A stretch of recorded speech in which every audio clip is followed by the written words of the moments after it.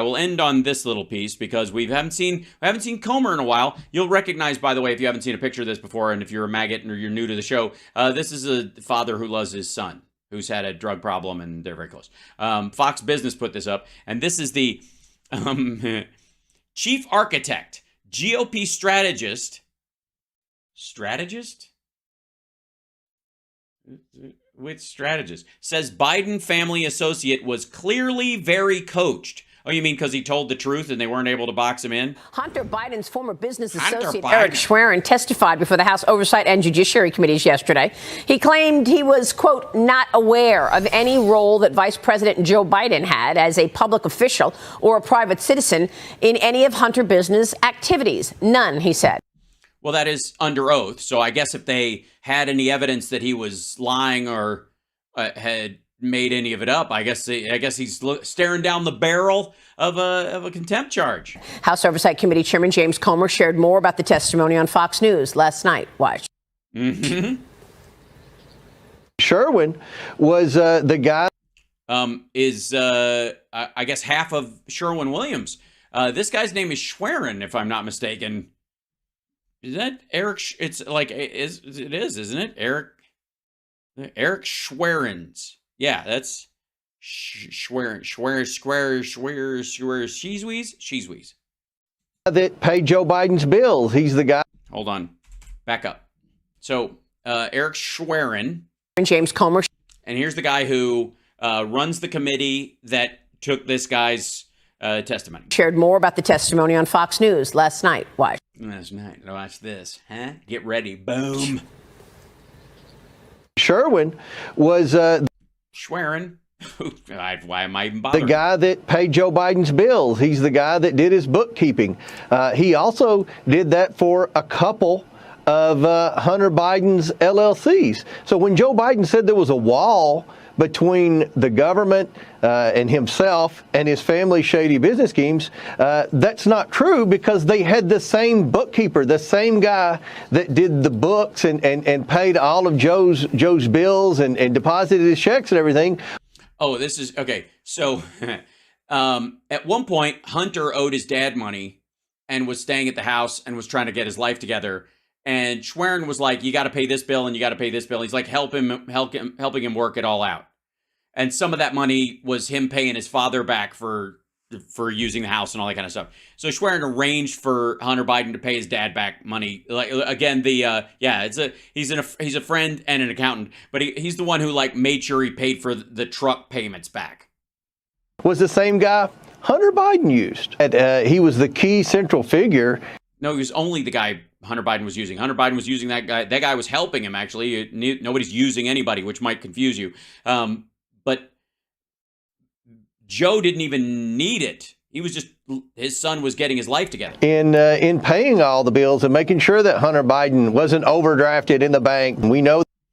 Right, yeah, because he was an addict, and a lot of people know this. Addicts, sometimes when they're faced with stress, can fall back into bad habits. That he deposited Joe Biden's Delaware tax refund and wrote a check from Joe Biden to Hunter Biden. This is all stuff that is well documented in emails. So, did he get a favor for it? Did he ever? And by the way, he's also the other thing they make up about Schwerin is that Schwerin is he's like a Democrat operative and a big Democrat donor. Okay, first of all, he's not getting any special favors that we know of. We haven't seen anything even remotely close to that from Biden himself. It seems, though, that he's actually just trying to help sort this shit out because he believes in Joe, which I think is the brand, is the trustworthiness and all this kind of this, that Hunter's life shouldn't drag it down. James Comer last night. And Krisha, Eric Schwerin was the money guy. And we should also point out. No, he wasn't. Well, I mean, I guess when he paid the taxes, that thing, or loaned him the money for that? That there were emails, which we documented a couple of months ago, that there were emails directly between Joe Biden and Eric Schwerin, right around the time that then Vice President Biden was going to Ukraine to get that prosecutor fired. I would like to see those. I think you're mixing up your timelines. But who gives a shit on Fox? Exactly. There were 54 emails at the time. Right. And going back and forth, Joe Biden had a pseudonym that he was using. He had multiple pseudonyms. Eric Schwerin, he parsed his words very carefully. There were lawyerly responses. Okay, because they were actually careful about keeping these things separate. Okay, hold on. Let's find this. Let's hunt this down. 54. That's a good number. 54 emails. Eric Schwerin, the money. Eric Schwerin. Okay. Biden testifies impeachment contents of Biden's pseudonym. Biden, okay, records leaks show that Joe Biden. So you 54 times you serve. Okay. This would be this part. Now, obviously, the mainstream media is hiding this, so you won't be able to find this anywhere. But, oh, I see. Here's NBC. Records released by House Republicans show that Joe Biden repeatedly emailed Hunter Biden's business associate in 2014. Democrats say emails were routine and that Hunter Biden's business associate worked as Joe Biden's financial advisor and helped the then president file his tax returns. Joe Biden exchanged emails with his son's Hunter's business associate, the guy who was in business with him later on, but it's like, I don't like the guys you're hanging out with. This guy's great. You guys should. All right. And some of the messages were sent around the time the elder Biden was traveling to Ukraine. I mean, he was traveling to Ukraine the entire time. And his son was working for Burisma, according to records. White House spokesperson declined to comment, but pointed to statements by House Republicans that Hunter Biden's business associate, Eric Schwerin, worked as Joe Biden's financial advisor from 2009 to 2017 and helped him file his tax returns. Schwerin did not respond to requests for comment. The records released describe the dates of the emails and who exchanged them, but do not include the messages themselves. NBC News has not reviewed the content of the emails. All told, then Vice President emailed Schwerin 35 times before and after his trip, his 2014 trips to Ukraine, like right on either side. Right. 5 emails were exchanged just prior to the trip by Vice President Biden to Ukraine on June 7, 2014, and 27 emails were sent from the end of June to a second trip in November 21st of 2014. So it was a big year, whatever, that transition year. The bulk of the communications occurred in the lead up to and following an agreement for Hunter Biden to serve on the board of that thing, Burisma, sorry, I mispronounced that again, my bad, hold on. The Burmese executives. Right. So this Burmese, they say, pronounce it Burmese. Okay, earlier this year, Raskin said in a news release that Schwerin told House Ways and Means Committee, I'll speak, I'm fine.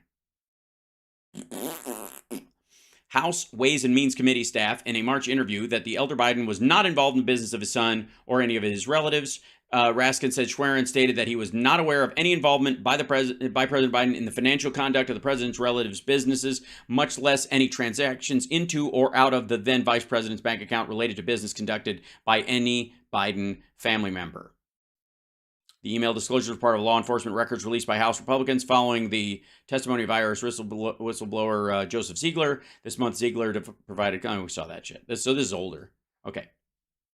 So the 54 emails are blank as far as they know. Because he is the chief architect of all these LLCs, all these shell companies. To think that he doesn't know anything is very suspect, but he did. Well, it's not that he doesn't know anything. It's just he said what he knows, and what he knows is, or what he's not aware of any situation where they did business together. There you go. Testified before Congress and was very specific in his answers. He was clearly very coached. But yeah. Clearly. Yes, I mean, he is the main person. Or if you're the financial advisor for the vice president of the United States, maybe you just know your shit. To go behind all. Maybe just, I'm just saying, because the standard, you have to understand, Fox and Maria Bartiromo and everybody on this show, their standard is Elena Haba. See what I mean? Like, she would have to be clearly coached. Of these transactions, and also, as you mentioned, with Ukraine, he was going back and forth with Joe Biden during the time when the prosecutor, Victor Shokin. He wasn't going back and forth with him. He was talking to him. He wasn't going with him. Was fired during the time when. Right, but that's actually no, because that's a year later. They were trying to get him out all during that time. Everybody in the administration, the World the World Bank, the IMF, they were trying to get him out. Burisma was under investigation, so he knows a lot more than he's letting on. Luckily, we have Tony Bobulinski testifying. Who knows nothing about it and didn't meet Joe Biden until after he was out of office. Later down the line, Hunter Biden will be testifying. I think those people will be less coachable and will hopefully learn more. Yeah, I mean. Yes, Hunter Biden will be less. He's going to be a wild card. He's just going to go in there and throw it all against the wall, see what sticks. It's interesting that when you look at his resume. Also, Bobolinsky's been like interviewed dozens of times. Do you think he's going to say anything different under oath or to the Republicans on that committee that he hasn't already said? He was the point guy for the Chinese deals, and he was also the money manager or financial advisor for Hunter Biden's companies. But he knew absolutely nothing about this, Maria. I am shocked to learn there is gambling within the walls of this institution. Right. Shocked. Yeah, no, he's not saying he doesn't know anything about the deals he worked on. He had never experienced Joe Biden being involved in those deals. That's the difference. Exactly. But, again, this is amazing. Just float this up. The way she even said was going back and forth with him on Ukraine. Going back and forth when Biden was going to Ukraine a lot, it sounds like he was on the plane with him every time.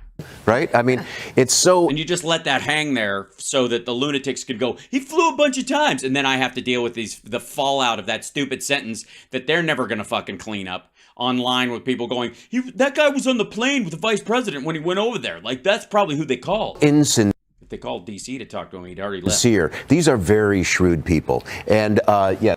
Well, yeah, unlike Trump world, which is a bunch of fucking morons who execute everything they do with crayons and rubber mallets. You're absolutely right. But he was under oath. I mean, right? So he was under oath, but he's very shrewd and he was very coached. If why would he have to be coached?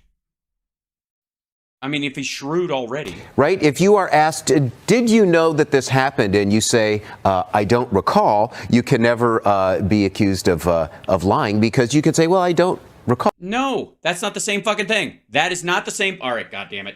That is not the same thing. Okay, saying you don't remember, nobody can prove you remember.